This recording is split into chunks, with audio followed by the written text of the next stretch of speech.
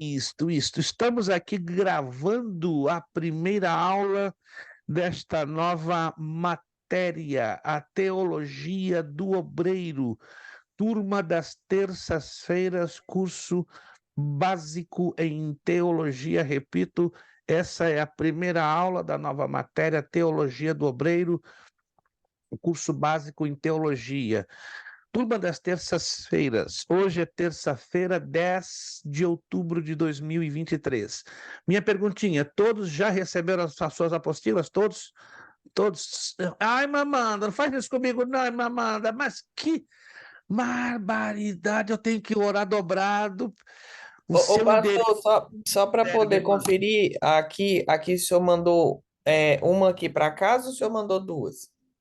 Duas. Ah, tá. Então deve ser para algum problema com o correio, só chegou uma. Sério? Oh, Aham. Deve ser o mas correio.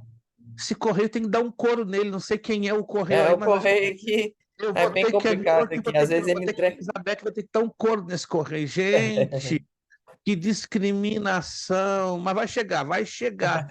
Mas, irmã Amanda, a senhora já tem o PDF, correto? Tem o PDF. Sim, Isso, mas vamos ver o que está acontecendo. Que coisa louca.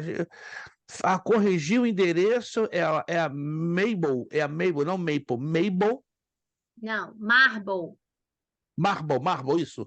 É a Marble, mas que loucura, meu. Você faz o seguinte, vamos esperar até sexta. Se Tá, até sexta não chegar, me avise, vamos mandar de volta. Mas esse tá bom. correio, seu endereço eu tenho um enigma. Não sei se é uma pinima comigo ou se isso acontece normalmente. Eu estou Tá bom, acreditando que é uma marcação, é uma pinima para me deixar meio sem graça. tá Mas bom. se é uma pinima, eu sou mais pirracento que o correio. Ele não vai me ver ser tão fácil.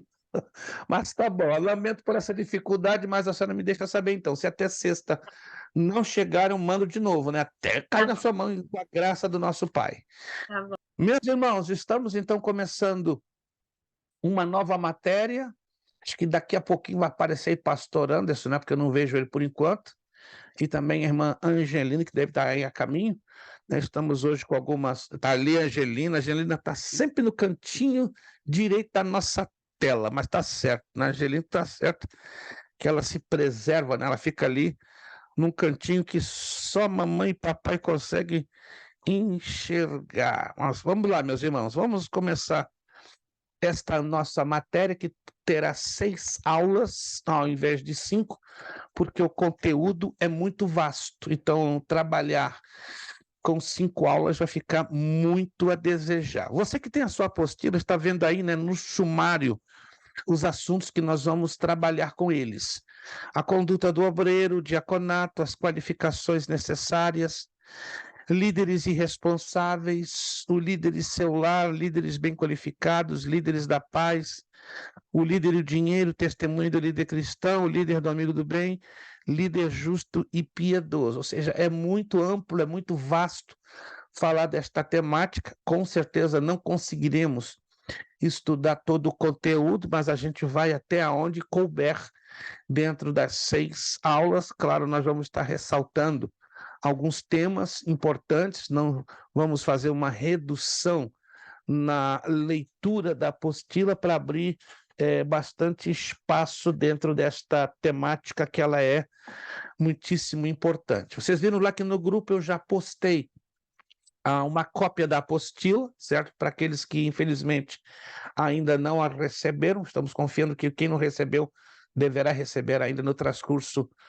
dos próximos dias, e também colocamos uma cópia dos slides, né, que também vamos trabalhar, não hoje, mas na próxima aula nós vamos trabalhar a full. Só para concluir, antes de darmos início à aula, quantos conseguiram ter acesso ao link ou do Facebook ou do YouTube do nosso live que nós tivemos hoje à tarde? Isso.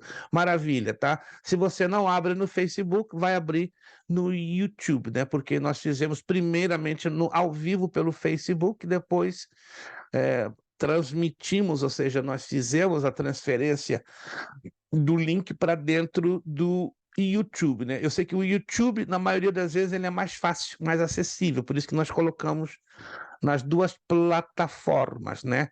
Lembrando que se tudo correr bem, com a bênção de Deus, na próxima terça, no mesmíssimo horário, 5 horas, horário daqui, 6 da tarde ou 18 horas, horário de Brasília, estaremos tendo a segunda parte. Peço as vossas orações, tá? Porque nós tivemos uma resposta muito abençoadora, positiva, uma quantidade enorme de pessoas nos replicaram, ou seja, nos enviaram, né, mensagens por fora, né, no nosso privado, tanto do WhatsApp como do Facebook. Então, que Deus seja, acima de tudo, glorificado. O objetivo é despertar a Igreja de Cristo na Terra, né, nesses últimos dias, porque não tarda a segunda vinda de nosso Senhor Jesus Cristo. Vamos sair de escatologia, vamos cair na teologia do obreiro? Se a gente continuar dando corda, a gente continua na escatologia, a gente perde o foco. Não podemos perder o foco de jeito nenhum, porque essa matéria vai dar muito o que falar. Vamos lá, página 2, quem tem a apostila, a introdução.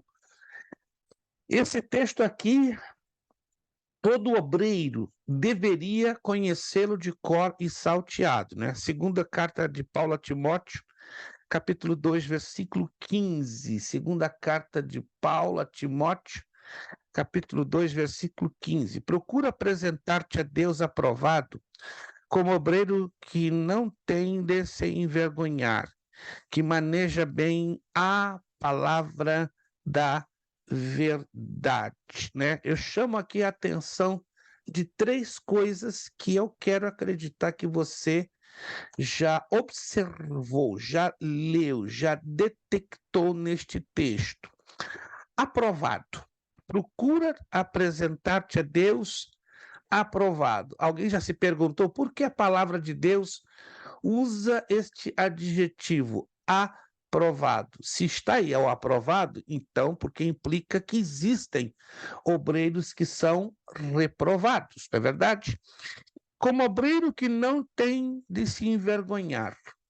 Se Paulo fala a Timóteo isto, é porque tem obreiros que se envergonham.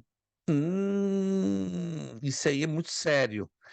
E maneja bem a palavra da verdade. Nem todo obreiro maneja bem a palavra da verdade. Então, são 3 coisas que aprendemos neste texto, e este texto vai nos ajudar a desenvolver esta temática, que ela é muito crucial.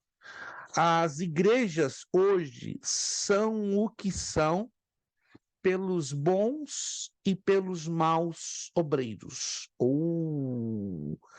Nada depende unicamente do pastor ou dos pastores da igreja. Os obreiros têm um peso muito grande, e vamos entender isso aqui. Antes de Paulo mencionar sobre a postura de obreiros, ele aborda 2 situações fundamentais. Nós falamos de 3, mas eu quero só ressaltar aqui no desenvolvimento dessa temática na apostila 2 situações fundamentais que não podem ser, em hipótese alguma, negligenciadas, esquecidas, colocadas de lado. Ele fala sobre procurar atender estas condições. Procura te apresentar-te a Deus, número 1, e aprovado. Vamos trabalhar somente com essas 2 partes, que vai dar muito o que falar. O objetivo primário de alguém que procura é simplesmente encontrar. A questão é que algumas coisas estão mais escondidas do que imaginamos. Também pode-se levar um tempo maior do que o esperado para serem obtidas. Como veremos, só depois de 20 anos, olha que interessante isso aqui, ó.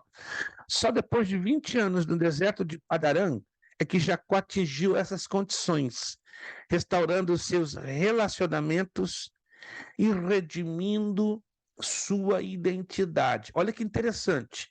2 coisas que muitos de nós não levamos em consideração.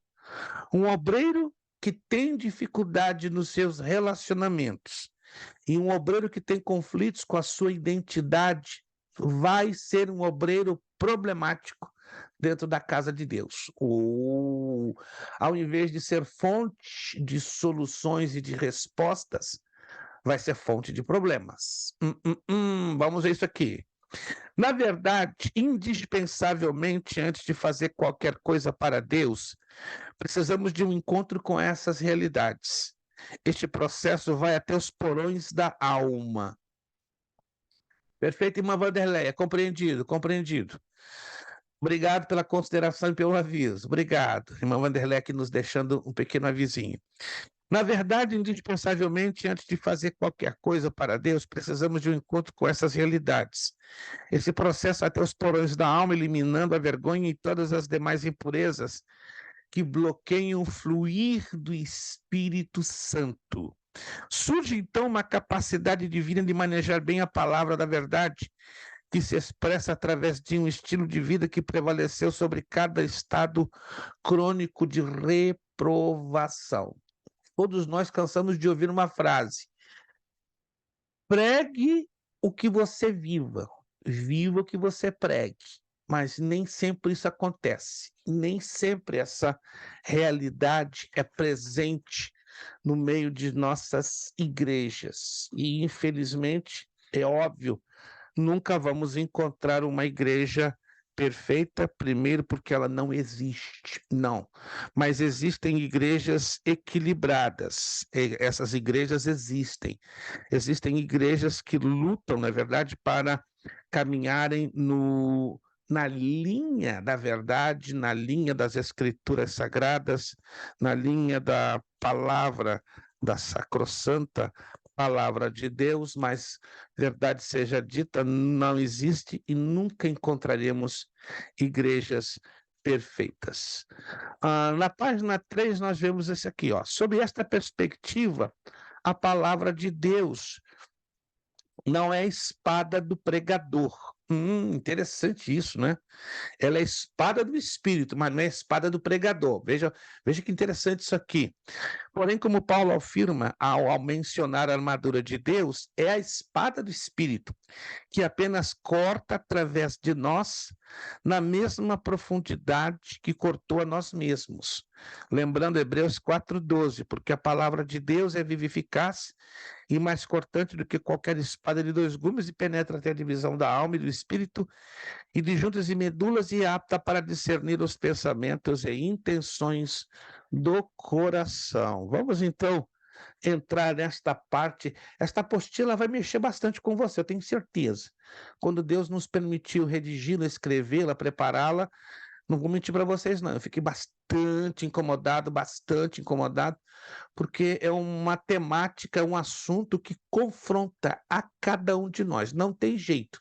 Se você disser que essa apostila ou que está aqui sendo abordado não confrontar a você, então tem alguma coisa errada, porque isso aqui confrontou a mim, eu fiquei muito assim dividido, Senhor, eu escrevo, não escrevo, escrevo, não escrevo, mas é a tua palavra, eu estou dissecando a tua palavra, então eu não posso passar por cima da tua palavra. Vamos então na página 4, número 1, a conduta do obreiro. Vamos lá, vamos procurar interpretar palavras, não é?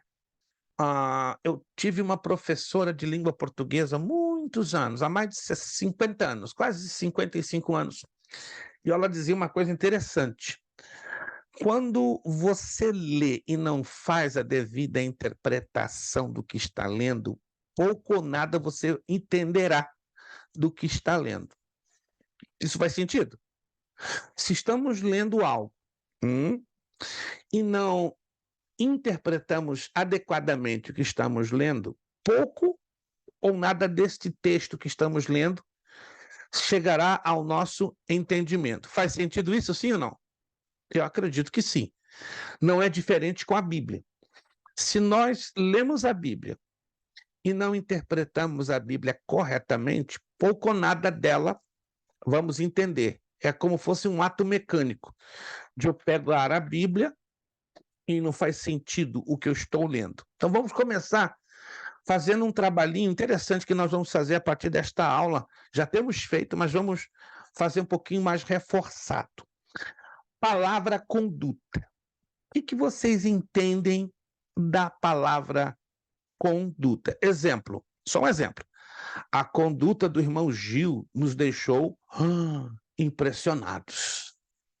A conduta do pastor Anderson, uau, foi impecável. Sempre foi, sempre será, graças a Deus. Parabéns, pastor Anderson. Esse seu óculos está dando um ar para o senhor de professor Pardal. Desculpe, mas lembra muito. Desculpe, irmão. Lembra muito professor Pardal. Rapaz, eu sou dos anos 60 e tinha uma minissérie na TV Tupi. Está querendo negociar. Tinha uma minissérie na TV Tupi chamada Aventuras do Professor Pardal. Estou falando dos anos 60, gente. Isso em 1967. Alguns de vocês não eram nem vivos ainda.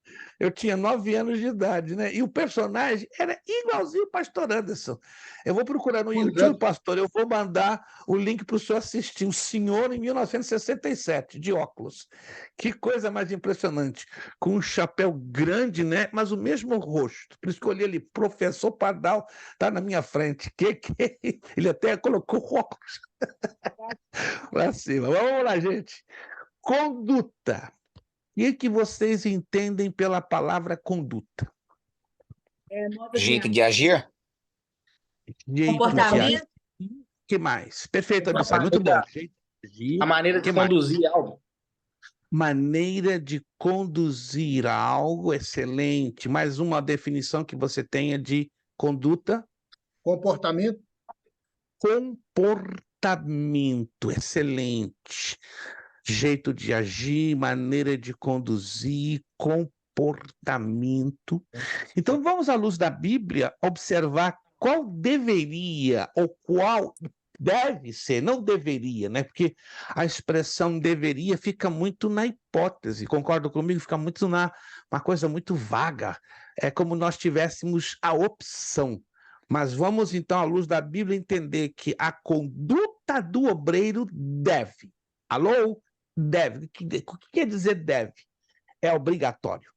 Se nós, como obreiros da obra do Senhor, não seguirmos essa conduta, está tudinho errado para o nosso lado. Vamos lá, então. Letra A. O obreiro deve entender o ministério como vocação divina e a atividade humana mais excelente. Abra lá comigo, primeira carta a Timóteo, capítulo 3, versículo 1. Nós vamos ler muitos textos bíblicos. Essa matéria aqui vai te dar dor nos dedos, vai dar torcicolo nos dedos. Nós vamos folhear bastante a Bíblia, bastante. Primeira carta de Timóteo, capítulo 3, versículo 1. Quem achar primeiro, faça-nos a bondade de abrir o seu áudio e ler em voz alta para nós. Primeira carta de Timóteo, capítulo 3, versículo 1.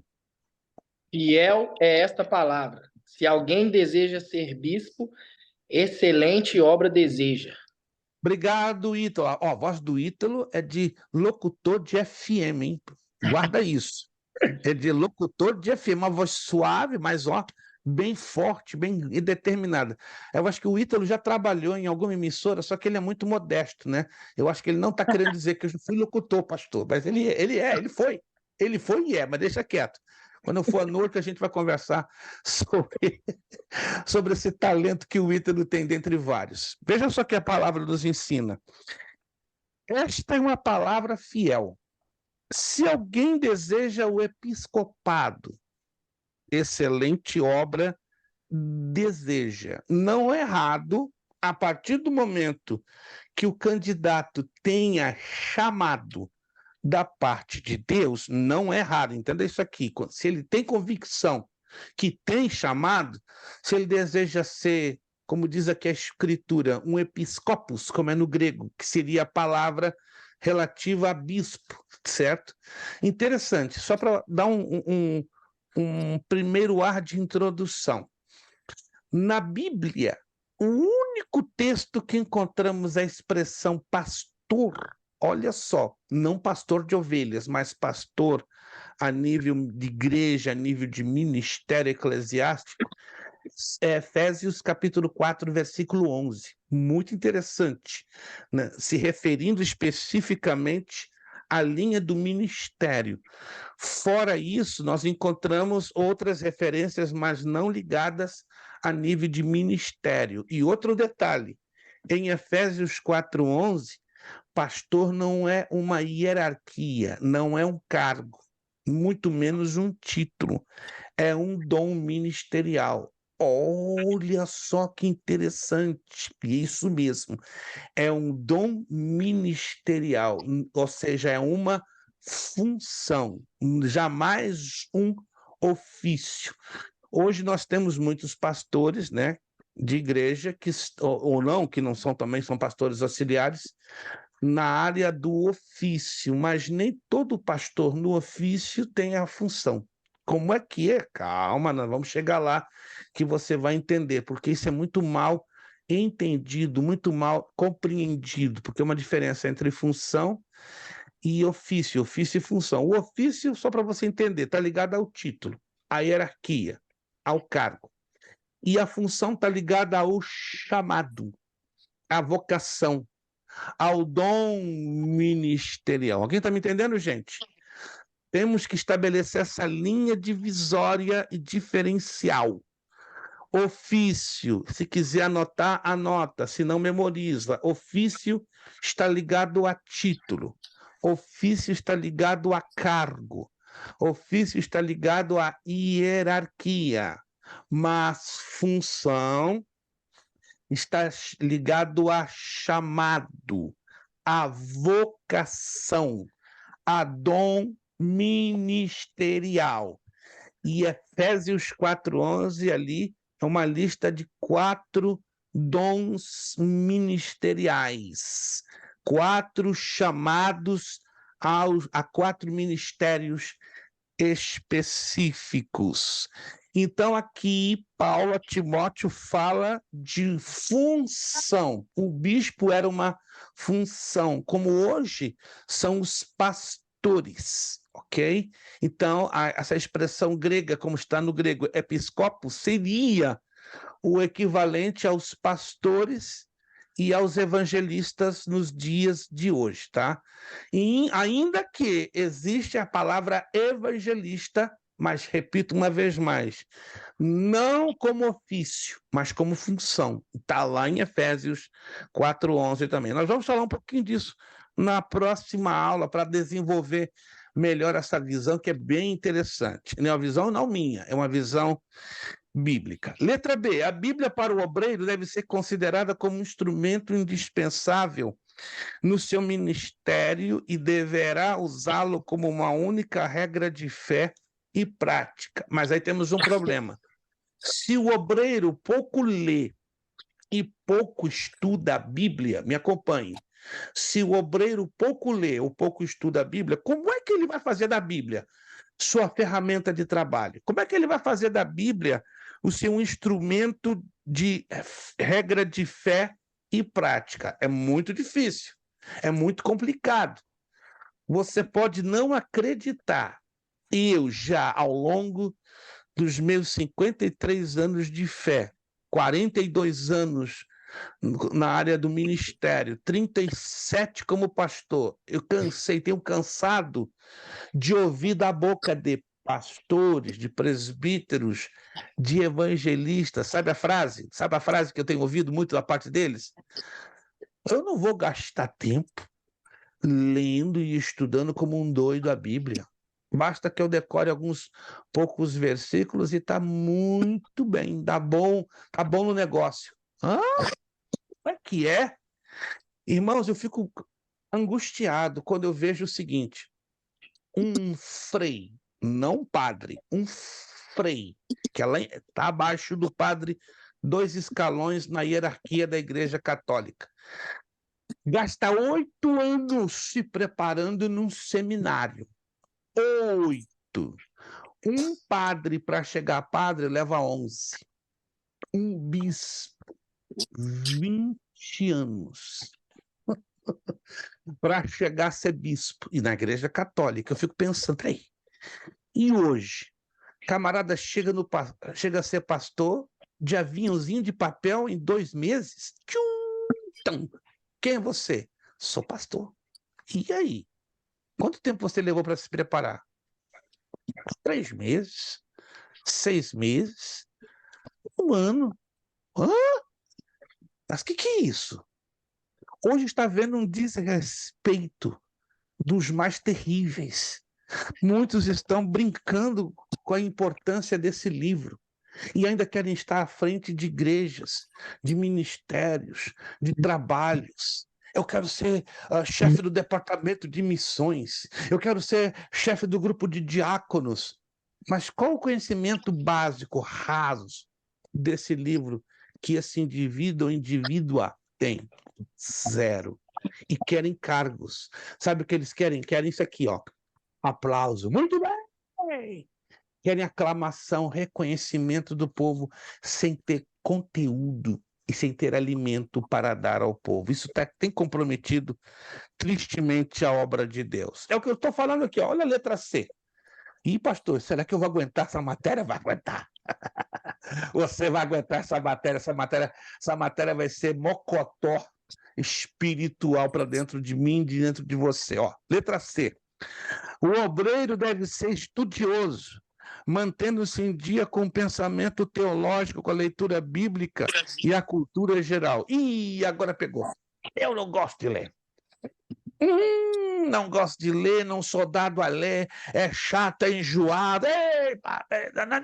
Eu não fui ensinado a ler, então agora aguenta. Quer servir a Deus?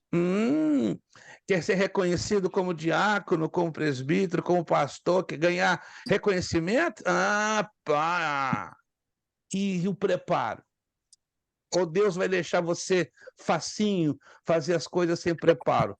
Claro, tem uns cabeças meio duras, né, que estão fazendo as coisas de Deus sem preparo, mas estão comprometendo as almas, as vidas. Irmãos, as igrejas, e eu falo isso com muito respeito, um bom número deles estão sofrendo demais, sabe por quê? Por causa da incompetência. Nem dos pastores. Tem pastor aí que está sozinho remando contra a maré. Tem pastor com a esposa e a família que estão fazendo das tripas coração. Mas, irmãos, ninguém faz nada sozinho, precisa de apoio de obreiros. Um pastor sem apoio de obreiros, esquece, ele vai se desgastar, vai se estressar. Ninguém faz nada sozinho, gente. Uma igreja tem que ter uma equipe de obreiros. E bem-aventurado é aquele ministério, aquele pastor que tem uma equipe em preparação ou já preparada. Se não tem, esquece. Qual foi o maior pecado cometido por Josué e Moisés não cometeu? Peraí, pastor, agora só está batendo pesado. Presta atenção na minha pergunta. Tanto Moisés como Josué cometeram erros e pecados, como qualquer ser humano. Mas Moisés não cometeu um pecado sério, que Josué cometeu. Josué tinha habilidades, presta atenção na minha pergunta, tinha habilidades, Josué tinha preparo, tinha chamado de Deus, mas ele cometeu um grande pecado que jamais Moisés cometera. Moisés cometeu seus outros pecados, mas que Josué cometeu assim, ó, na cabeça, e transferiu consequências para a geração seguinte. Isso que mais dói. Ele não fez. Não preparou discípulos, não preparou líderes. A Angelina está ligada. A Angelina está no cabo do discipulado. Não tenta colocar a Angelina no bolso, porque ó, tá aí papai e mamãe ó, pegando fora. Problema de Josué: não preparou líderes, não trabalhou com o discipulado. Que isso, pastor? Discipulado? Doutrina nova? Nova. Antiquíssima. Foi a primeira doutrina que o Senhor Jesus estabeleceu com seus discípulos. E é uma doutrina menosprezada. Acredite você se quiser. Se a sua igreja tem trabalho discipulado, ó, levante as mãos para o céu e dê 25 glórias. E depois repita mais 30 glórias. Porque hoje é uma raridade ver uma igreja, um ministério que tenha o trabalho, o carinho de trabalhar com a área do discipulado. E o discipulado ele é tanto para preparar, treinar obreiros, como para treinar e preparar melhores cristãos. Então, são duas vertentes que o discipulado tem, né? Para obreiros e para a igreja em geral, mas nem para um lado, nem para outro, hoje estamos vendo a maioria das igrejas envolvidas. É triste dizer isso. Chega a ser vergonhoso uma igreja de 300, 400, 500 membros não ter um trabalho básico, um trabalho mínimo de discipulado. Eu vou falar isso na próxima aula com mais propriedade. Letra D. O obreiro, isso aqui parece que vai deixar você meio constrangido, mas preste atenção bem nas colocações que eu quero fazer com essa frase. O obreiro deve ser um modelo de boa conduta em todos os sentidos, e um exemplo de pureza em suas conversações e atitudes como líder moral e espiritual do povo de Deus. Desses dois textos, vamos ler os dois, porque os dois têm uma implicação forte. Vamos ler a primeira carta de Timóteo 4,12. Primeira carta de Paulo a Timóteo 4,12. Ninguém despreze a tua mocidade, mas sê o exemplo dos fiéis na palavra, no trato, no amor, no espírito, na fé e na pureza. Aqui usa a palavra modelo, mas no grego koiné a palavra original é paradigma, a mesma palavra que costumamos usar em português. Só que a palavra grega paradigma quer dizer reflexo de uma imagem em grande luz. Ou então, Paulo, quando usa essa palavra grega paradigma, ele está dizendo o seguinte: seja você o exemplo dessa imagem, refletindo o quê? Grande luz. E essa luz reflita o quê? Trato, amor, fidelidade na palavra, no espírito, na fé e na pureza. Então, Paulo deixa aqui os pontos que Timóteo deveria refletir esta luz, que hoje conhecemos pela palavra testemunho. Irmãos, você pode nunca ser no futuro uma pessoa famosa. Quem sabe o seu nome não vai estar em um gigantesco outdoor. Quem sabe você nunca será uma celebridade gospel. Quem sabe nunca você vai ser rico, e muito menos famoso. Mas você, como homem e mulher de Deus, vai ter algo tão caro que nenhum dinheiro do planeta, nenhuma pedra preciosa, nenhuma barra gigante de ouro terá preço para comprar. Sabe o que significa o que eu estou falando? Sabe o que existe de mais caro na nossa vida como cristãos? Testemunho. Esse é o de mais caro que podemos ter. Eu vou repetir, você pode não ter nunca um nome de fama, um nome de celebridade, ser conhecido por todos, receber o aplauso de muitos, mas o céu vai dar testemunho de quem você é. E aqui na terra também. E até os demônios vão dar testemunho de quem você é. Meu Deus! E eu vejo isso na Bíblia, né? Que os demônios dão até testemunho de quem era o apóstolo Paulo. Meu Deus! Então nunca se esqueça disso, minha irmã e meu irmão. O valor, o bem mais caro que eu e você temos nesta vida como seres humanos e cristãos chama-se testemunho. Então, Paulo deixou isso bem claro para Timóteo. Luta para ter um testemunho. Você pode não ter nada materialmente, mas o testemunho é o que vai marcar, é o que vai deixar claro que você é um discípulo de Jesus Cristo. Primeira carta de Pedro, capítulo 5. Primeira carta de Pedro, capítulo 5. Vamos lá. Na primeira carta de Pedro. Que coisa tremenda. Capítulo 5, versículo de número 1 ao 3. Primeira carta de Pedro 5:3.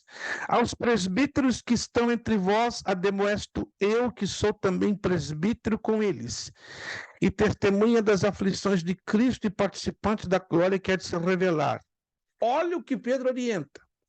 Apacentai o rebanho de Deus que está entre vós, tendo cuidado dele, não por força, mas voluntariamente, nem por torpe ganância. Não se preocupa com dinheiro, Ah, mas pastor, toda igreja precisa de dinheiro para se mover, mas acima de tudo precisa de fé.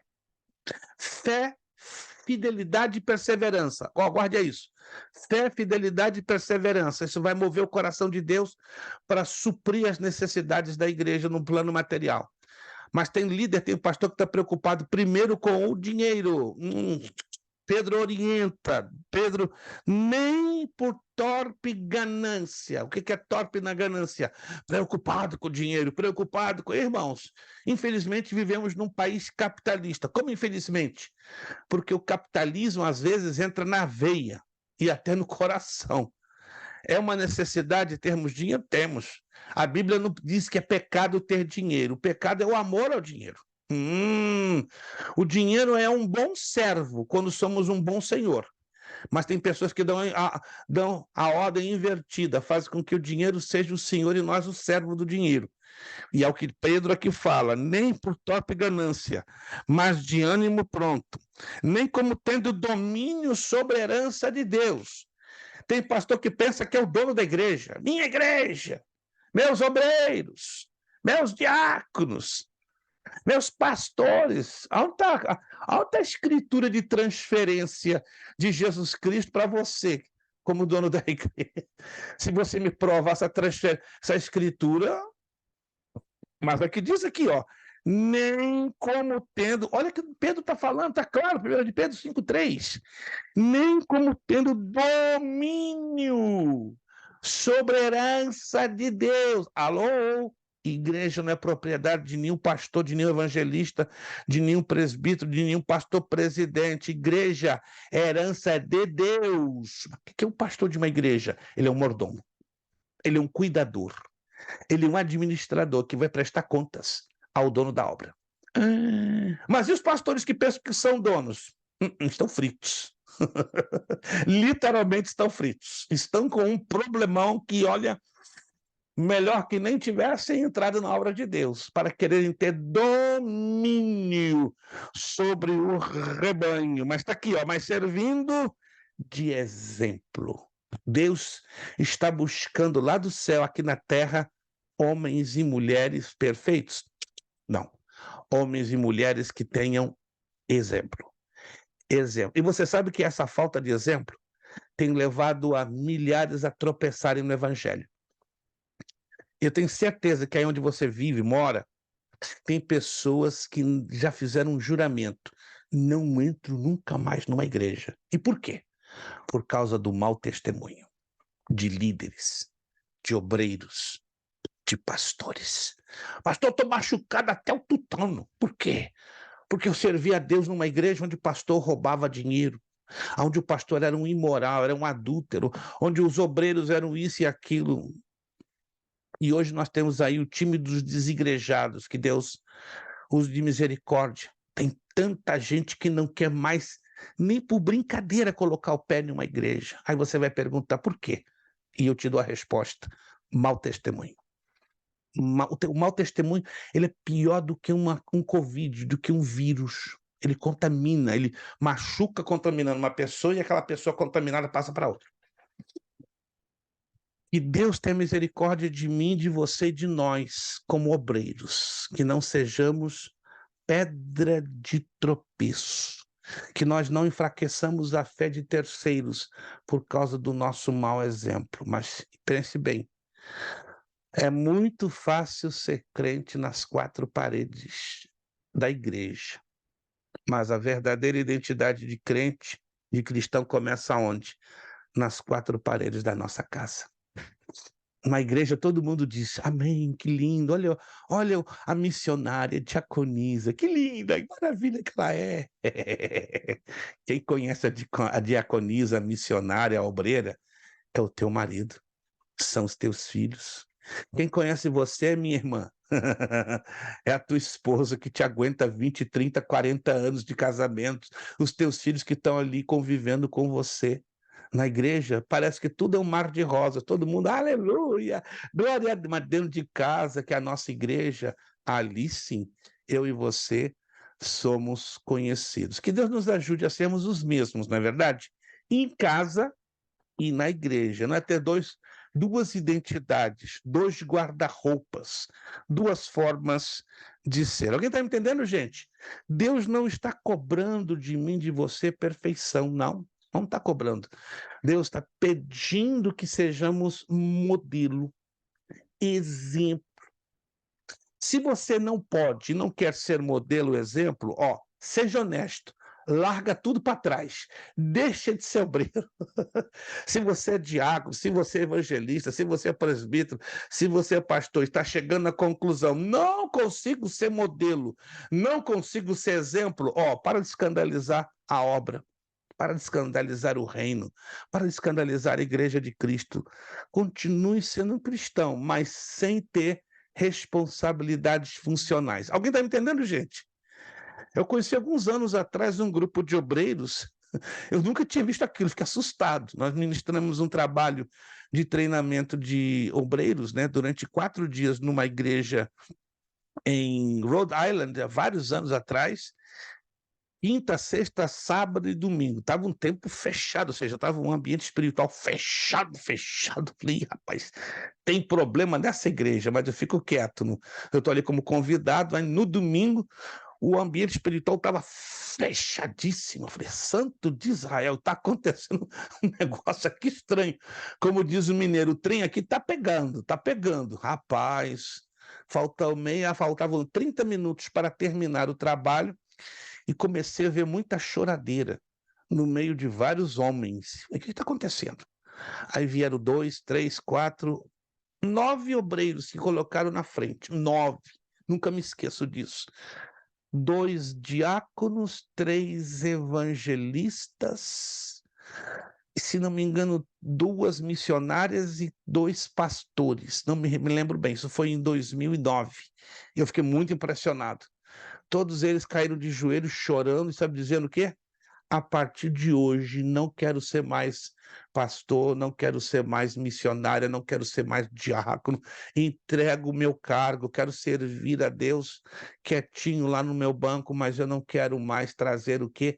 Tropeço e escândalo para a obra do Senhor. Não quero ser objeto de maldição na casa de Deus, quero ser objeto de bênção. Uau! Aquilo ali impactou a igreja, impactou a mim. Falei, o que está acontecendo? Eu nunca vi um negócio desse. Mas o que eu vi, irmãos, foi honestidade.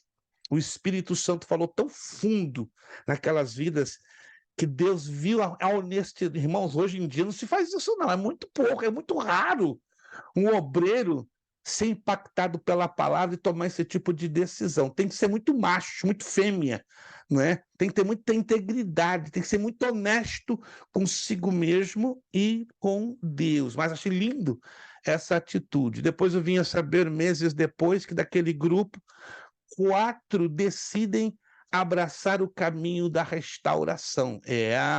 Entram num trabalho de discipulado que o pastor colocou, e o que eu saiba, desses 4, né, dos 9, dos 4 voltaram, e desses 4, 2, hoje, são obreiros exemplares. Inclusive, um deles está dirigindo uma enorme congregação no estado de Massachusetts. Por quê? Porque decidiu a lutar para ser modelo e para ser exemplo. Que Deus nos ajude, irmãos, a pensarmos se estamos trazendo bênção ou tropeço para a obra do Senhor. Letra E.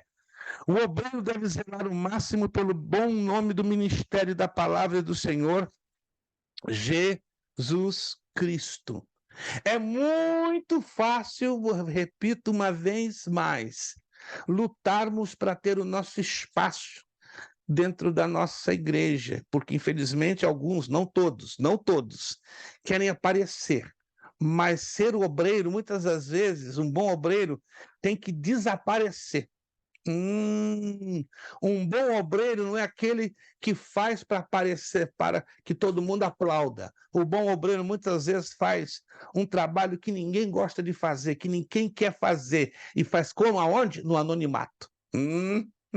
E ele é um obreiro exemplar, porque ele não está buscando glória para si. Vamos ver o que Paulo nos fala em 1 Coríntios 11, 1. 1 Coríntios 11, 1. que Paulo aqui nos ensina? Olha que interessante, né? Estamos falando da conduta do obreiro, e olha como é extenso esse negócio. 1 de Coríntios 11:1. Essa declaração aqui me tira até arreia até as minhas mãos e meus pés, sabia? Essa declaração aqui enfraquece todo o meu corpo. Sede meus imitadores, como eu também sou de Cristo. Eu não tenho tido ainda coragem de dizer isso a nenhum de vocês e a ninguém. Seja meus imitadores, meus irmãos. Como eu sou eu não sou doido, irmãos. Eu não sou louco, eu estou lutando há 53 anos para eu ser imitador de Cristo. Pastor, e o senhor ainda não conseguiu? Sou sincero, estou no caminho, mas não consegui, não. Se alguém aqui já conseguiu, glória a Deus, glória a Jesus. Me ajuda que eu quero te imitar. Estou falando sério. Se alguém aqui já conseguiu ser imitador de Cristo, fala comigo no secreto, né, no off, e diz, pastor, eu conseguiu. Então, uma vez por semana, ou uma vez por mês, eu vou aí na tua casa para ficar coladinho com você, porque eu tenho que aprender a ser imitador, que está difícil para mim. 53 anos, mas de repente, né? De repente, alguns de vocês já conseguiram assim, ó. Facinho. Eu ainda, ó. Tô lutando, tô chorando, tô pedindo misericórdia. Me ajuda, Senhor. Agora, para pensar. Para Paulo dizer isso, quem foi Paulo? Vamos lá. O que Paulo viveu que eu e você não vivemos? Alguém pode dar aí alguns rápidos exemplos? Paulo viveu algumas coisas da vida dele que eu te afianço, nem eu nem você vivemos e talvez duvido que vamos viver. Alguém pode imaginar ou dar aqui alguns pequenos exemplos do que foi a vida de Paulo? Ficou cego, foi preso, perseguido. Só isso, pastor? Isso aí O pastor Anderson está aliviando o lombo de Paulo. Está aliviando. Eu admiro o pastor Anderson, é de um carinho, é de uma de uma leveza. Ele está aliviando o lombo de Paulo, mas multiplica isso por 15. Paulo foi esmagado, gente. Paulo foi esmagado. Paulo foi chicoteado. Paulo foi açoitado. Paulo virou, vou usar uma expressão um pouco forte, virou bagaço nas mãos do evangelho. Alguns de nós aqui chegamos a chegar a ser esse bagaço? Eu tenho certeza que não. Ah, pastor, tive alguns probleminhas, alguns levantes, falaram mal de mim, me perseguiram, mas não no nível de Paulo. Eu te garanto. Depois do Senhor Jesus Cristo que Paulo viveu misericórdia, nem por brincadeira, minha irmã, diga que você viveu os sofrimentos de Paulo. O próprio Jesus mesmo disse quando teve aquele encontro com ele, né? Importa o quanto este sofra por minha causa, porque o perseguidor é perseguido. Paulo, na verdade, ele colheu a semente que ele havia lançado lá atrás. Esmagou, perseguiu a igreja, não podia ser diferente. Ele também seria esmagado. Mas que o nosso Deus nos ajude a zelar pelo nome dele, pelo nome da sua palavra. 1 de Coríntios 4:2. Primeira carta de Paulo aos Coríntios, capítulo 4, versos 1 e 2. Os homens nos considerem como ministros de Cristo, dispenseiros dos ministérios de Deus. Além disso, requer-se nos dispenseiros que cada um se ache fiel. Deus está buscando pessoas fiéis. O que é uma pessoa fiel? Uma pessoa constante, uma pessoa estável e uma pessoa perseverante. Estável, constante e perseverante. Não é aquela pessoa que muda de ânimo diante das lutas e problemas. Você conhece a fidelidade de um cristão no momento da provação, no momento da tribulação. Se na tribulação pulou fora, se na tribulação saiu fora, se na tribulação, não é para esse negócio não. Você vai saber fácil o nível de fidelidade. Agora, o cristão fiel é aquele que muitas das vezes, boca calada. E nem abre a boca quando ele está sofrendo, mas na maioria das vezes. Não estou querendo dizer que quando passamos por lutas e problemas, não devemos buscar ajuda. Mas até para buscar ajuda, nós temos que ser cautelosos. Não podemos buscar ajuda com qualquer um. Quer um exemplo? De uma obreira que, falta tirar o chapéu para essa mulher. Eu leio o exemplo dela, eu fico admirado. A Sunamita, lembra da Sunamita? Sunamita não tinha um filho. Aí conheceu o profeta de Deus, orou, o profeta de Deus disse, vai se conceber. Ela era estéril. Aí deu luz a uma criança. A criança cresceu, papapá. Diz a Bíblia, diz lá em um dos livros do Antigo Testamento, que estava trabalhando com o pai no campo, daqui a pouco a criança, ai, minha cabeça, minha cabeça, minha cabeça. Daqui a pouco, bum, morre. A mulher entra em parafuso. Profeta, pois não. O filho que tu oraste para que eu tivesse, e agora? Morreu. O que é que eu vou fazer? Calma. Diz a Escritura que quando soube que a criança estava passando mal, estou adiantando a história, né? Na verdade, ela questionou ao profeta por que a criança estava passando mal. Passado um tempo, o filho faz o quê? Morre. Olha a atitude da mulher após a morte do filho. Por lógica, aquela mulher não deveria se queixar com seu esposo? Marido, morreu o nosso filho. Mas o que aquela mulher fez foi admirável. Preste atenção, lembra o que ela fez? Ela se arrumou todinha, quietinha, falou com o marido, vou sair. O que tu vai fazer? Vou sair. Para onde vai a mulher? Atrás do profeta. Chega lá, profeta, pois não, o filho por quem oraste para que eu tivesse está morto. Ou seja, irmãos, ali a mulher nos deixa uma lição, nós temos que chorar aos pés da pessoa certa. Não é com todo mundo que a gente pode compartilhar nossas lutas. E ela sentiu, eu vou compartilhar isso com quem não vai resolver meu problema, que é o esposo dela, eu vou compartilhar com quem pode resolver meu problema. E ela tinha convicção que o profeta Eliseu podia resolver o problema. E resolveu. Porque ele clamou ao Senhor e o Senhor deu graça e a criança ressuscitou. Isso chama-se maturidade. Vamos avançar, irmãos. Letra F. O obreiro deve ser prudente ao se relacionar com pessoas, principalmente as do sexo oposto. Hoje em dia, nós vivemos um período perigoso. Tão perigoso que até para cumprimentar as irmãs, nós temos que ter cuidado. Eu não vou entrar em muitos detalhes para não criar constrangimento. Eu conheço um obreiro, ou ele deve ser muito inocente, e eu duvido um pouco, ou ele é muito ingênuo, ou pouco instruído na palavra. Ele é o tipo da pessoa que está sorrindo para todo mundo, dando bom dia a cavalo para todo mundo. Ele, quando cumprimenta as irmãs, sabe aquele... E é constrangedor isso que eu vou dizer, mas estamos aqui entre famílias, somos todos maduros.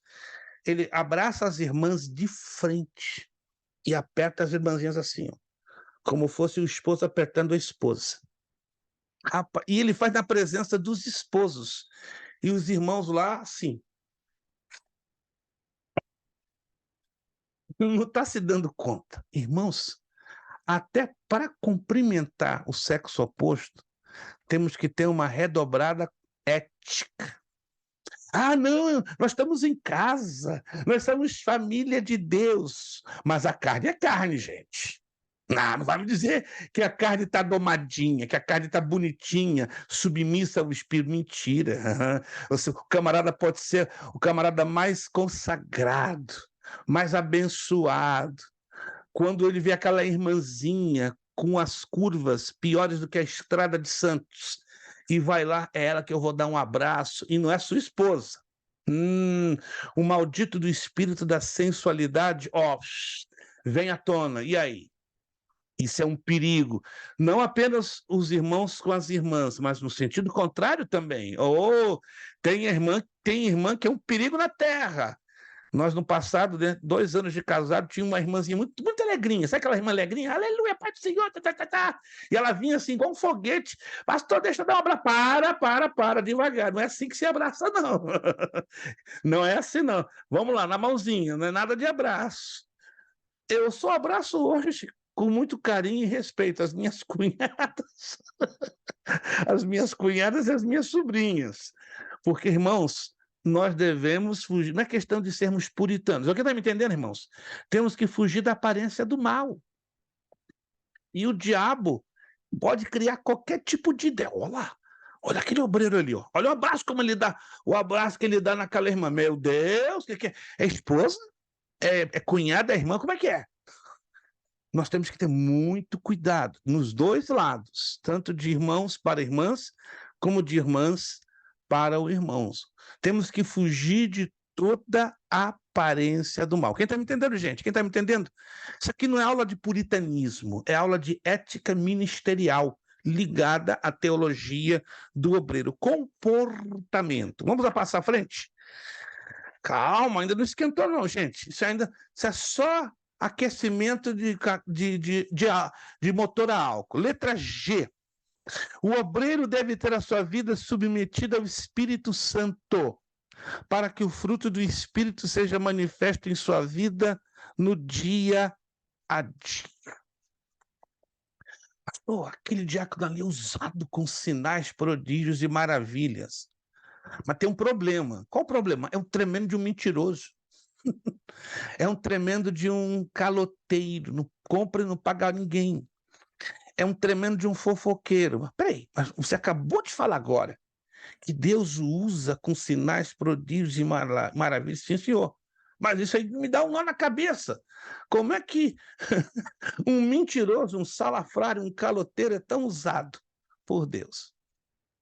Aí não é uma questão de dons, é uma questão de caráter.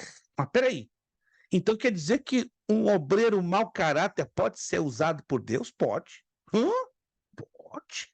Porque dons não falam de espiritualidade. Como é que é? Vou repetir. Dons não tem nada a ver com espiritualidade. Mas, pastor, isso dá dor na cabeça de muita. Claro que dá.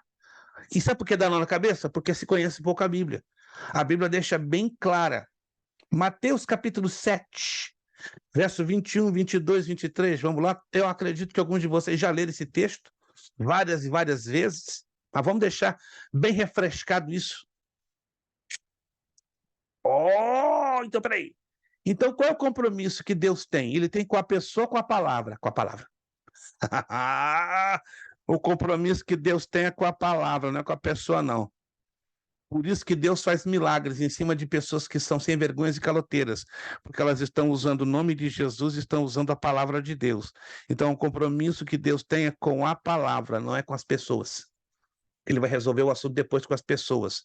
Olha o que diz Mateus capítulo 7. Mateus capítulo 7, versículo 21, 22, 23. Uau! Vamos lá. Vamos lá. Mateus capítulo 7. Verso 21, 22 e 23. Nem todo que me diz Senhor, Senhor entrará no reino dos céus, mas aquele que faz o quê? Faz o quê? Mas aquele que o quê? Alguém pode completar aqui o versículo? Nem todos entrarão no céu, mas aquele que faz o quê? A vontade do meu Pai que estás no céu. A vontade do meu Pai. Ó, faz um highlight aí, ó. A vontade do meu Pai. Aí vem o 22. Muitos me dirão naquele dia, Senhor, alô, Senhor, não profetizamos nós em teu nome? Alô, Senhor, e em teu nome não expulsamos demônios? Alô, Senhor, e em teu nome não fazemos ou fizemos muitas maravilhas? Olha só, profetizaram, expulsaram demônios, fizeram maravilhas. Você conhece alguém assim? Eu conheço. E faz muito. Mas tem mau caráter. E aí? O que vai dar? Está lendo 23. E então lhes direi abertamente, nunca vos conheci. Apartai-vos de mim, vós que praticais a iniquidade. Pode anotar aí? Esses cristãos são praticantes de iniquidade. Então, quando a Bíblia fala de iníquo, está se referindo ao crente, que se vale dos dons, mas não tem caráter, não tem maturidade espiritual. Então, o iníquo que a Bíblia fala está aplicado ao crente sem caráter.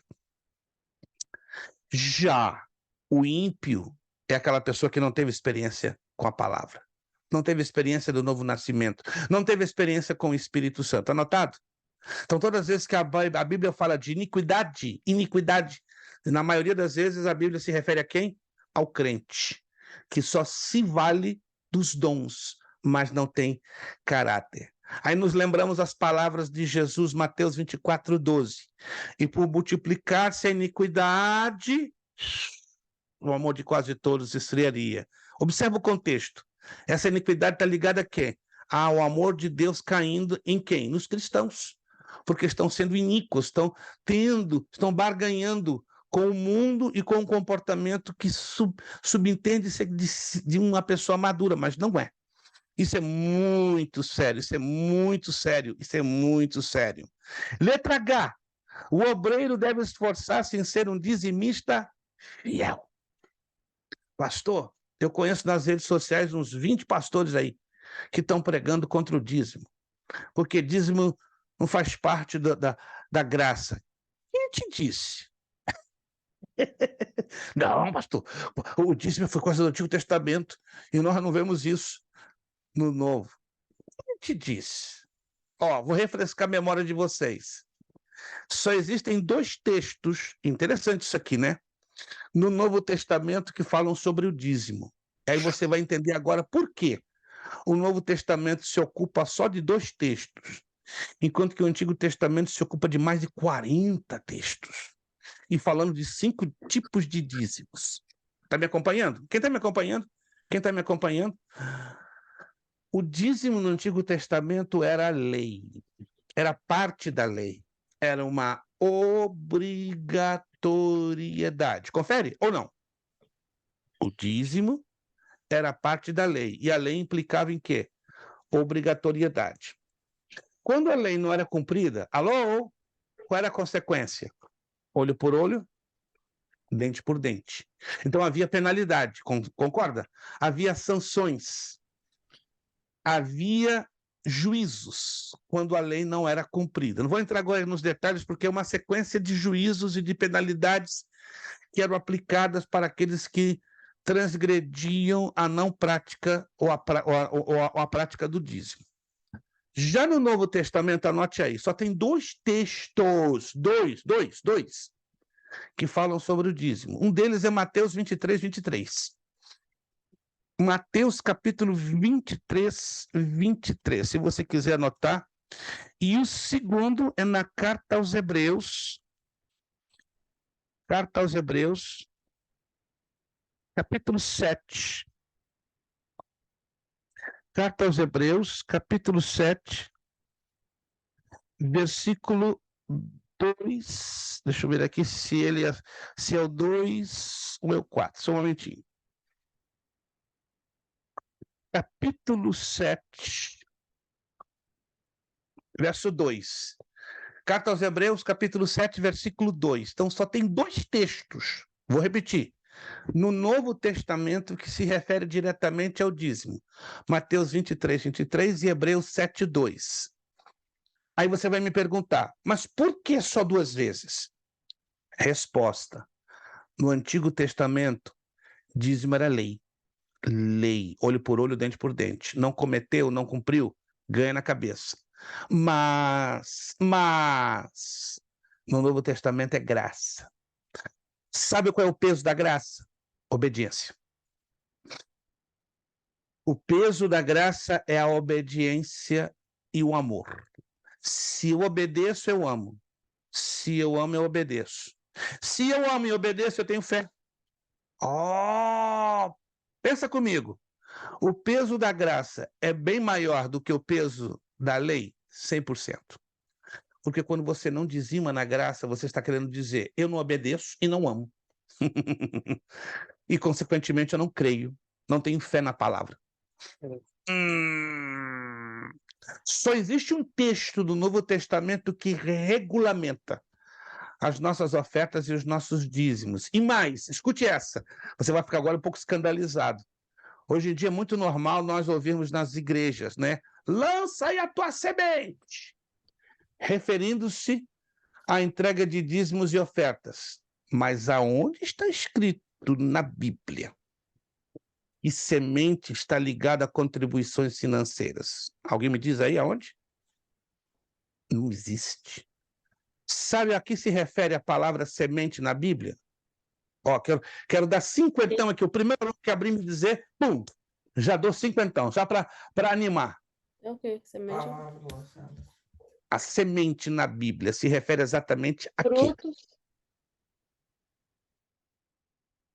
Algo muito específico. E olha que Jesus falou disso de uma maneira maravilhosa. A palavra de Deus. Palavra lançada, não, pastor? A palavra... Irmã Robiane, mas soltou forte. A palavra... Mas, Robiane, abraça aí cinquentinha para a senhora. Meu Deus, dá um sorriso. Fala, Gil, é só meu, Gil. Eu não compartilho contigo, não, Gil. Desculpa, meu amor, te amo muito. Mas esses cinquentinhas são meus. Foi meu esposo que respondeu, pastor. Ai, eu É sou dele, obrigada a então. dividir. Que coisa assim. Foi ele que falou. Agora fiquei numa sinuca de bico. Vou ter que dar 25 para cada um. Não tem jeito. Tá bom, irmão Pedro? Sejamos justos. Eita! 25 para a irmã Rubiane. Mas, irmã Rubiane, fica mais esperta, irmã Rubiane. Pega sozinho para a senhora o bolo. Não dá fatia para o seu esposo.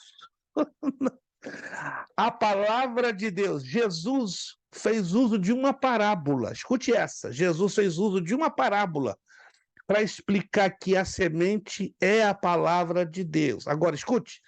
Só existe um versículo na Bíblia que o apóstolo Paulo usa a nível de comparação e nada mais. De comparação, semente com contribuições financeiras. Sabe qual é esse texto? Você tem que anotar, porque só existe esse versículo. Não existe outro. Segunda carta aos Coríntios, capítulo 9, versículo 6. E esse é o problema, porque a maioria pega esse texto e pensa que é um símbolo, mas não é. É uma comparação, é uma proporcionalidade e nada mais. Já na parábola do semeador, nós vemos que o símbolo da semente é a palavra de Deus. Vamos em 2 de Coríntios, segunda carta de Paulo aos Coríntios, capítulo 9, versículo 6, para você entender a diferença entre símbolo e comparação. O símbolo, geralmente, ele aponta para um modelo a ser seguido. E a comparação não é um modelo a ser seguido, não é um modelo a ser imitado. Deixa bem claro isso, tá? Segunda carta aos Coríntios, capítulo 9, versículo 6. E digo isto, preste atenção, porque aqui é comparação, é uma proporcionalidade. E digo isto, que o que semeia pouco, também ceifará. E o que semeia em abundância também ceifará. Isso aqui não é uma proporcionalidade, sim ou não? É uma proporcionalidade. Semeou pouco, vai colher pouco. Semeou muito, vai colher muito. Mas é só a nível comparativo, nada mais. Não implica aqui nenhum tipo de simbolismo, porque o símbolo implica em modelo a ser seguido, a ser imitado. Alguém está me entendendo, gente? Isso fica bem claro. Tudo que é símbolo na Bíblia é colocado como modelo a ser imitado, a ser repetido, a ser praticado. Mas aqui não é símbolo, aqui é uma comparação. Nada mais. E é uma comparação que aponta para uma proporcionalidade. E nada mais. Tá? Então, cuidado com essa ideia, que é uma ideia errada, falsa ideia, de que semente está ligada à contribuição financeira, porque isso não existe em nenhum lugar da Escritura Sagrada. Então, nós, como obreiros, temos que nos esforçar a sermos dizimistas fiéis, porque a Bíblia não aboliu, não é? Jesus não aboliu. O Novo Testamento não aboliu. Não é repetitivo porque o peso da graça é muito maior que o peso da lei, porque o peso da graça é obediência, né, e amor. Quando eu obedeço, eu amo, quando eu amo, eu obedeço, e aí eu dizimo. Quando eu não amo e não obedeço, eu não dizimo. Eu vou criar várias desculpas. Outra coisa do obreiro, sua coragem. Exige-se do obreiro intrepidez e ousadia. Coragem, tem que ser realmente macho, fêmea, para servir a Deus. Sua dignidade, ter uma vida decente e respeitosa no trato com as pessoas e com valores espirituais. A dignidade do obreiro, alô, como é que se revela? Da sua linguagem. O obreiro deve evitar linguagem própria ao seu ofício, piadas obscenas, piadas de duplo sentido, fofoquinhas, né? Disse-me disse, cuidado. Deus chamou para sermos exemplos e não mensageiros de leva e traz. Aquele tipo do obreiro que cria contendazinha, panelinha. Isso é diabólico, isso é satânico, isso é imaturidade. Nós fomos chamados para ter uma linguagem sadia, de trazer edificação, crescimento, influência da parte do Espírito Santo. Amém, irmãos? Nós fomos chamados para ser sal, e não para ser o contrário do sal, não para não dar gosto. Eu e você fomos chamados para dar gosto. Outra coisa, da sua reverência no trato com as coisas sagradas e respeitosas, no que tange ao que é sacro, ao sagrado, as coisas que estão na casa de Deus.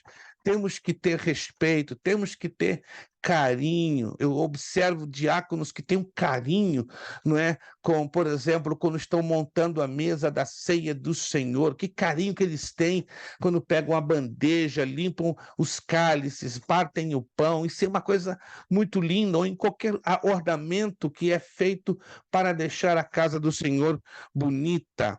Do seu relacionamento decoroso com o sexo oposto. Que bonito quando vemos obreiros tendo esse decoro, esse respeito, tanto de irmãs para irmãos ou vice-versa.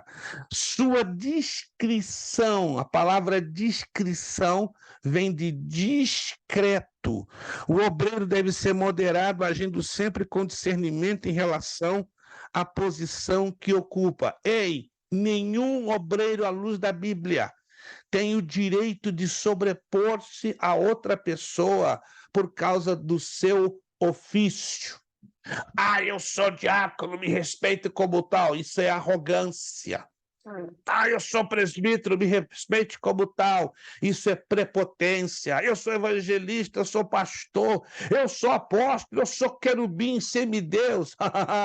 Você não é nada, tendo essa atitude de arrogância, essa atitude de querer ser maior do que os outros. Muito pelo contrário, se você é pastor, haja como um diácono, porque o pastor sempre será um servidor.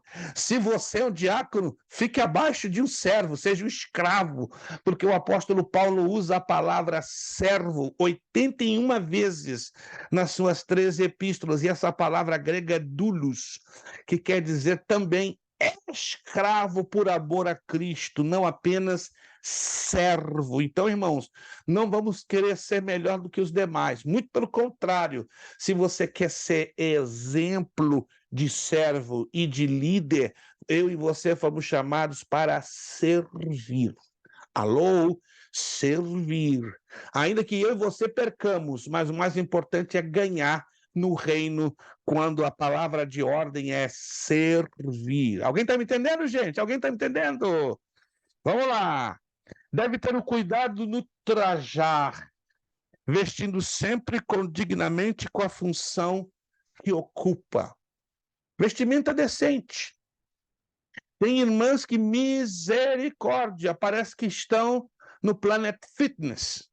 Entram na igreja com uma malhazinha grudada no corpinho que tem 2, 3, 4, 6 curvas. E a irmãzinha, quando está louvando, parece que ela está fazendo uma zomba, ou sei lá o quê. Parece que ela está no Planeta Fitness.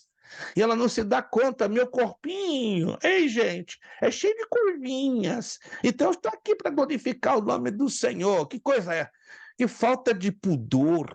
desculpe a franqueza, tem irmãs que são objeto de tentação nas igrejas, porque não sabem se vestir dignamente. Também essa é aplicada a homens, a irmãos, que usam umas calcinhas apertadas, que misericórdia, que tiram fôlego das irmãs e levam as irmãs ao pecado. Oh, meu Deus, olha só aquele irmão, meu Deus! Já fui num culto de jovens que as irmãs entravam em parafuso com o irmão que estava lá na frente, mas o corpinho do irmão, né, aquele corpinho avantajado, mas a roupinha bem apertada, e o bichinho, né, se eu posso dizer, ele era diácono de uma igreja. Então, irmãos, vale a pena vestir-se decentemente, sem provocar a sensualidade, sem provocar escândalo e sem provocar o quê? A distração. Conhecemos, eu não vou entrar em detalhes, um pastor, homem de Deus, pensa no homem de Deus querido, mas ele tinha um pequeno problema. Ele gostava de usar cores extravagantes. Tinha domingo que ele chegava com paletó abóbora, camisa abóbora, gravata abóbora, sapatos abóbora, anel abóbora. O homem tinha até o relógio, né? O Smart Apple, cor de abóbora. Era o Pastor Pumpkin. Ele era apelidado de Pastor Pumpkin, ou seja, pastor abóbora. E chamava atenção. Gente, você vai ficar indiferente ver um homem todo de abóbora entrando pela igreja? Aí reclamaram, ele mudou. No domingo que vem, ele não foi com uma abóbora, ele ficou igual a caneta da nossa irmã Sabrina. Se você está olhando para a caneta da irmã Sabrina, igualzinho. Paletó amarelo fluorescente, relógio fluorescente, sapato fluorescente. Aí chamaram de Pastor Fluorescente. Aí o pastor da igreja chamou a atenção: irmão, qual o seu problema? O irmão sofreu algum tipo de rejeição na vida, porque o irmão não consegue vir vestido de uma maneira que não chame atenção, porque tem pessoas que têm algum problema de rejeição, que gostam de estar vestidas com uma certa exuberância, e não é assim. Então nós temos que ter muito cuidado. Outra coisa, ó, cuidado com gestos, estão lendo aí, ó, ter cuidado com gestos, até para dar tchauzinho, cuidado. Tem os tchauzinhos mal dados, não é? Que a pessoa coloca o que é maldade até nos gestos, nas próprias mãos, e que dirá nos dedos, né? Tem gestos que, se a gente não souber fazer com os dedos, podemos estar, sem querer, ofendendo alguém. Devemos evitar cenas patéticas que chamem as atenções para si. Então temos que ser o quê? Discretos o máximo possível. Já vamos terminar. Deve ter modos e costumes que combinem com a posição que ocupa. Primeira carta de Timóteo, capítulo 3, do verso 1 ao 10. Eu vou deixar como pequeno exercício para você ler em casa. Primeira carta de Timóteo, capítulo 3, versículo de 1 ao 10. Ali você vai encontrar, ó, características para os diáconos e presbíteros. E tem ministérios que não levam em consideração. Ali temos várias características. Nenhum diácono, nenhum presbítero pode e deve ser separado para realizar suas funções, se não se encaixar com as características que o texto bíblico apresenta. Primeira carta de Timóteo, capítulo 3, do verso 1 ao verso 10. Ele tem que seguir à risca as características que estão ali. Se não estão ali, então tem algo muito errado mesmo, certo? Por isso que estamos aqui falando que deve ter modos e costumes que combinem com a posição. Outra coisa que está aqui na apostila, a sua polidez. Um obreiro polido, o que é uma pessoa polida? Vamos lá, alguém abra o áudio e me diga, polido. Leandro Bonjour, eita, não tem rapaz mais polido que eu conheço. Tem nada a ver com sapato engraxado, não, gente. Alguém pode dizer, mas onde está o sapato do irmão Leandro? Porque essa palavra ela tem dois sentidos na língua portuguesa, entende? Polido de sapato bem limpo, bem engraxado, tem outra coisa, que é o que eu quero saber. Que é? Qual o sentido dessa palavra nessa aplicação? Polido. Leandro Bonjour é um rapaz polido. Trabalhado, é uma pessoa trabalhada. Uma pessoa gentil. Gentil. Uma Rubiane, agora a senhora levou sozinha, irmã Rubiane. Agora não teve o sopro aí do Gil. Agora a senhora levou 40. Meu Deus, gentil. Foi na massa, em cima, bum, 40. Ei, irmã Robiane, irmão Gil, se vigia, irmão Gil, sua esposa está aí na frente. Mais 40 pontinhos. Irmã Robiane hoje tomou um banho de unção. Não estou dizendo que ela não tenha tomado esse banho, mas hoje eu acho que ela baixou em alguma cachoeira no interior de New Jersey e recebeu uma unção bem especial. Gentil. Uma pessoa polida, uma pessoa gentil, uma pessoa educada, uma pessoa que se esmera na questão do comportamento. Um obreiro polido é aquele que no trato com as pessoas, principalmente subalternas, demonstra cortesia, civilidade, gente, não tem coisa mais linda. Uma demonstração de gentileza, de polidez, de cortesia, de civilidade. Eu vi uma vez da boca de várias pessoas, nessa igreja aqui eu não volto nunca mais, porque o grupinho de diáconos mal educados, e estranho, né? Muitas das vezes os diáconos ali na recepção, né, os porteiros são o cartão de visitas da igreja, e há pastores que não se preocupam em dar um treinamento básico, né? Que coisa linda é um obreiro quando dá aquele sorriso, estende a mão, seja bem-vindo na nossa igreja. Ganhou já o coração do visitante. Pode ser o camarada mais duro, mais difícil, mas uma gentileza através de uma expressão no rosto, um estender nas mãos, faz uma grande diferença. Eu termino com essa parte aqui, ó. São as boas maneiras do tratamento. Vale a pena, irmão, mesmo nós não sendo obreiros ordenados ou separados, mas estamos fazendo algo pela causa do mestre, vale a pena termos estas boas maneiras de tratamento. Quais são essas boas maneiras? Saber dar ordens. Tem pessoas que parece que tem um rei na barriga, tem autoridade ali e pensa que ter autoridade é dar ordem de qualquer maneira. Até para dar ordens, nós temos que ter um jeitinho muito especial. Não esquecer de duas palavras, chaves do relacionamento social. Obrigado. Por favor. Você pode ser até o Papa. E eu tenho lido que até o Papa, olha só que interessante, ele usa essas duas palavras. Obrigado. Por favor. Mas tem pessoas que na casa de Deus, tendo um pouquinho de autoridade nas mãos, são tão arrogantes que não usam essas duas palavrinhas. Obrigado e por favor, faz uma grande diferença.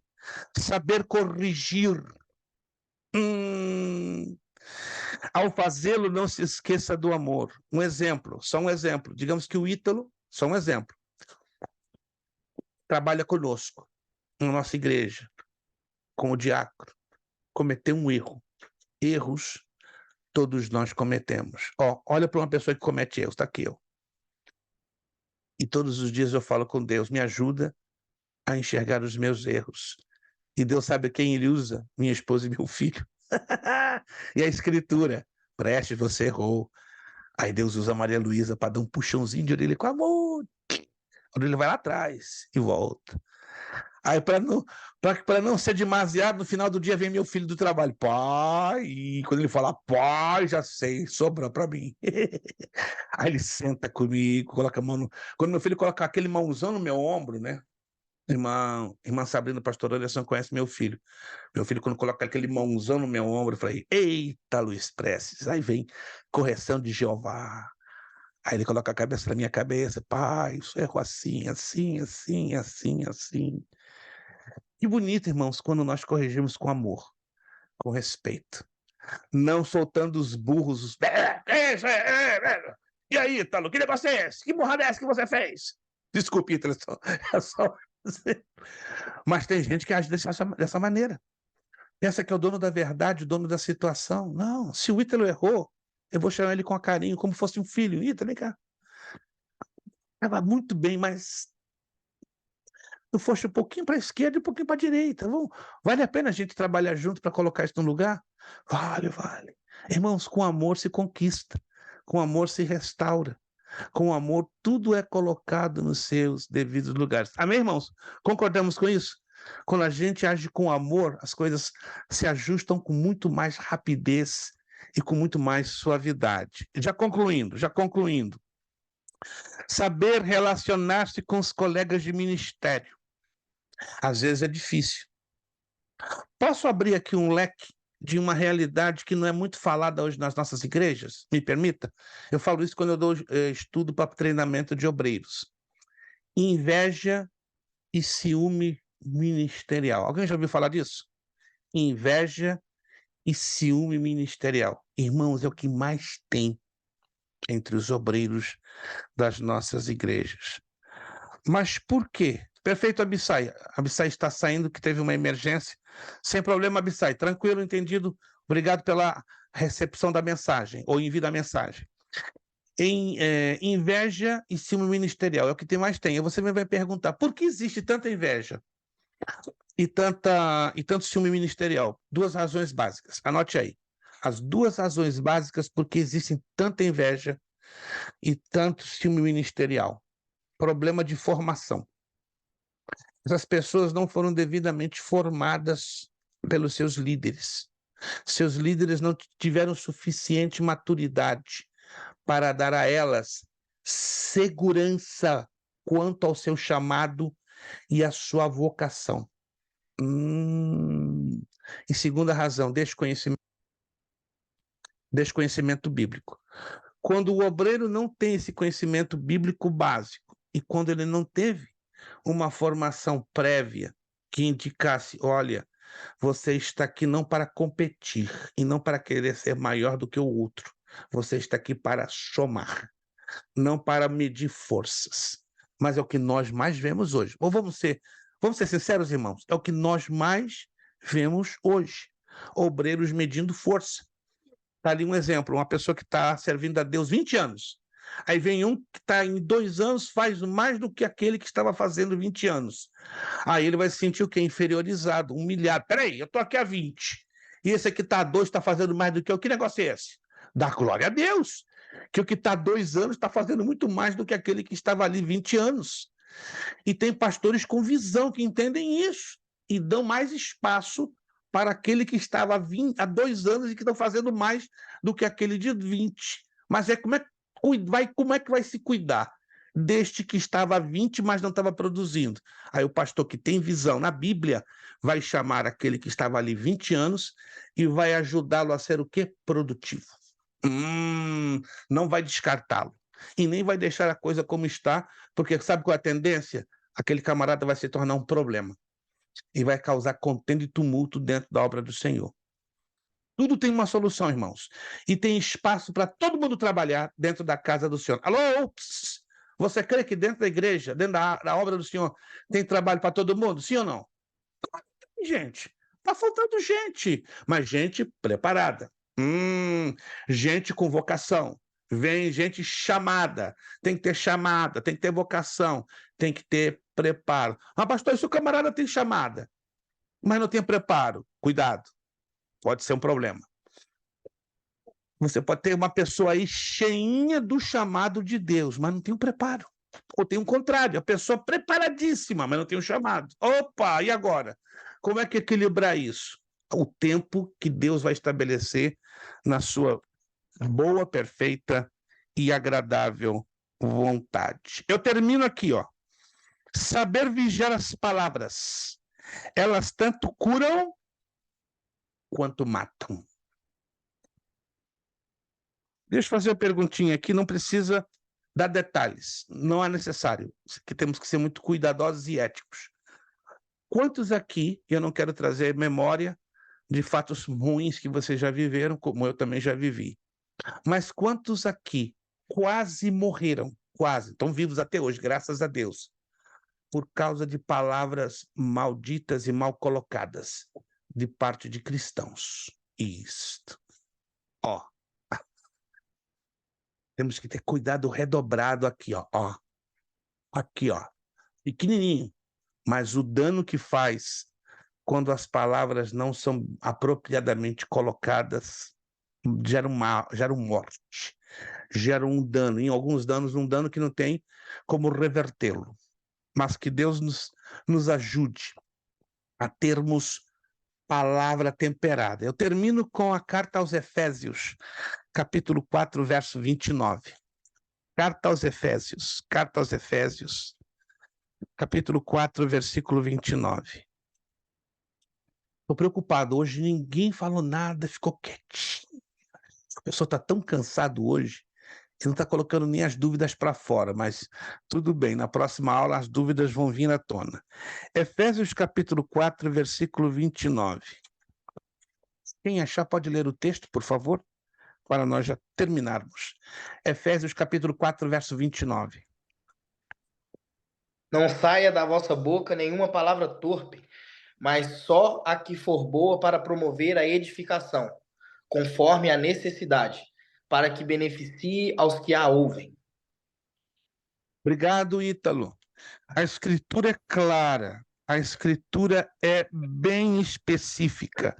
Não saia da vossa boca nenhuma palavra torpe.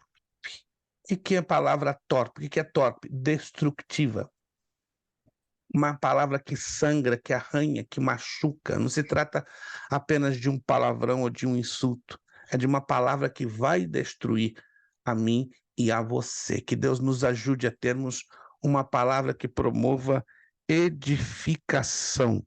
Uma palavra que gere bondade, ainda que nós, seres humanos, por natureza, não temos bondade nata em nós. Deixa eu dar uma sugestão para terminarmos.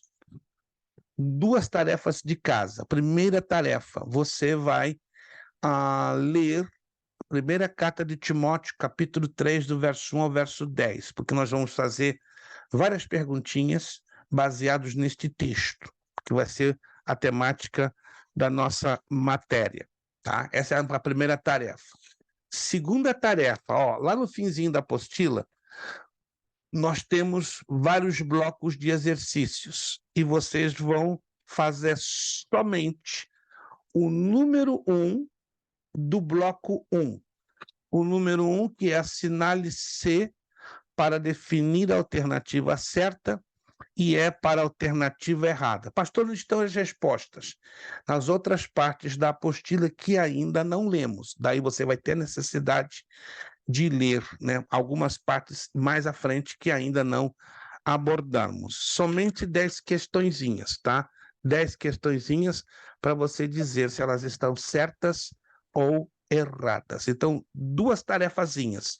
A leitura da primeira carta a Timóteo, capítulo 3, do verso 1 ao verso 10, e você fazer esses exercícios assinalando C para certo, e E para errado. Perfeito? E aí na próxima aula já estaremos então corrigindo e dando continuidade na página 6 a partir de liderança, tá? Então na próxima aula a gente vai bater bem forte em cima desta questão de liderança, né? Alguém disse que líder nasce. Na verdade, os líderes não nascem. Os líderes são chamados e são preparados. Ninguém nasce líder. Ninguém, em absoluto. Não tem essa, eu nasci para ser líder. Não existe isso. Isso não é bíblico, tá? Não é, perdão. Nós não nascemos para ser líderes, mas o Senhor nos chama para abraçar a liderança e, consequentemente, sermos preparados. Perguntas, dúvidas? Tá tudo certinho por enquanto? Nenhuma dúvida por enquanto? Nenhuma abordagem, nenhuma colocação? Não? Maravilha. Os alunos que ainda não receberam as suas apostilas, deixa eu deixar esta dica, tá? Me avise, eu vou mandar também o PDF para nossa irmã. Bom, acredito que nossa irmã Bernadette já pegou, né? Mas vou mandar de novo para o e-mail dela. Mas os irmãos que não receberam as suas apostilas físicas até sexta, me deixem informados, que eu não terei problema de fazer um segundo reenvio, tá bom? Vamos agradecer ao Senhor nosso Deus nessa noite. Obrigado a todos vocês que participaram conosco desta primeira aula de Teologia do Obreiro. Obrigado, irmã Bernadette, a família Ramalho, Mês que vem estamos aí com a graça de Deus, né? Vai passar de 100, Deus vai ser glorificado. Vai dar trabalhinho para essa igreja aí abençoada, mas vai valer a pena. Obrigado, irmã Rubiane. Irmã Rubiane hoje, olha, deixou o irmão Gil um pouquinho para trás, mas tudo bem, olha lá. Ele está feliz, né? Se a minha mulher que me deixa para trás, eu estou realizado. Porque irmão Gil é polido, olha, gente, ele é polido. Deus abençoe, irmão Gil, irmã Rubiane, essas crianças abençoadas. Irmã Amanda, Deus abençoe. Me deixa saber, se chega, amém. Se não chega, manda a segunda remessa para a senhora. Obrigado, irmã Flávia, irmão Leandro, Ítalo, nossa irmã Vanderleia, a todos os irmãos que hoje aqui nos prestigiaram. Vamos agradecer ao Senhor nosso Deus, irmão Leandro, abrindo o seu áudio e agradecendo-nos a aula de hoje. E estaremos, se Deus quiser, dia 17, voltando aqui na nossa segunda aula de Teologia do Obreiro. Irmão Leandro Bonjú, agradecendo com a palavra de oração. Senhor, meu Deus e meu Pai, nós somos gratos ao Senhor, meu Deus. Reconhecemos, ó Pai, nesse momento e todo o tempo, ó Pai, que Tu és o Deus soberano. Tu és o Deus criador dos céus e da terra e Pai de nosso Senhor Jesus Cristo. Senhor Deus, somos gratos ao Senhor por esse momento, por essa aula, Pai, pela iluminação, Pai, que o Senhor nos deu o pastor Luiz Preste para nos ensinar. Obrigado, Pai, por tudo. Continua, Senhor, nos abençoando, iluminando a nossa mente e nosso coração, Senhor. É o que eu te peço e lhe agradeço em nome de Jesus. Amém, amém. Nosso lema para terminar: seriedade, compromisso,